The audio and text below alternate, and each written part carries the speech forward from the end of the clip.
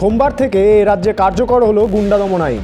এদিন এই বিতর্কিত আইন নিয়ে কার্যত হাটে হাড়ি ভাঙলেন এ রাজ্যের মুখ্যমন্ত্রী শুভেন্দু অধিকারী ও পঞ্চায়েত মন্ত্রী দিলীপ ঘোষ। তো চলুন আরও একবার দেখে নিই এমন দানবীয় আইনের কেন প্রয়োজন, তা নিয়ে কি বলছেন বিজেপি সরকারের দুই মন্ত্রী। 34 বছরের কমিউনিস্ট হারমাত আর 15 বছরের তৃণমূলী গুন্ডা, এদের জব্দ করার জন্য এই আইনের খুব প্রয়োজন ছিল। পার্টি নির্দেশ দিয়েছে, বিধানসভায় আমরা আইন পাস করেছি, রাজ্যপাল সম্মতি দিয়েছে, আইন কার্যকর হচ্ছে।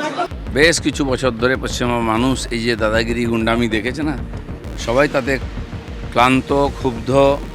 এদের হাত থেকে প্রথম মুক্তি চায়, আর বেশিরভাগ রাজনীতির সঙ্গে যুক্ত লোকগুলো এই গুন্ডামি করেছে। তাই আজকে আমাদেরকে নতুন করে আইন আনতে হয়েছে এবং কড়াকড়িভাবে এই আইনকে ইমপ্লিমেন্ট করা হবে, যেন যারা এখনও হিরো ভাবছে নিজেকে সাবধান হোক। বিধানসভায় গুন্ডা দমন বিল পেশ হওয়ার পর থেকে এই আইনের উদ্দেশ্য নিয়ে শঙ্কিত ছিলেন বিরোধীরা। সোমবার বিজেপি সরকারের দুই মন্ত্রীর বক্তব্য কার্যত বিরোধীদের আশঙ্কাতেই শিলমোহর দিল। ফলেই বিরোধীরা মনে করছেন আজ দিনের আলোর মতো স্পষ্ট হয়ে গেল যে সদ্য রাজ্যে ক্ষমতায় বসা শুভেন্দু অধিকারীর সরকার বিরোধীদের কণ্ঠরোধ করতেই এই গুন্ডা দমন আইন এনেছে।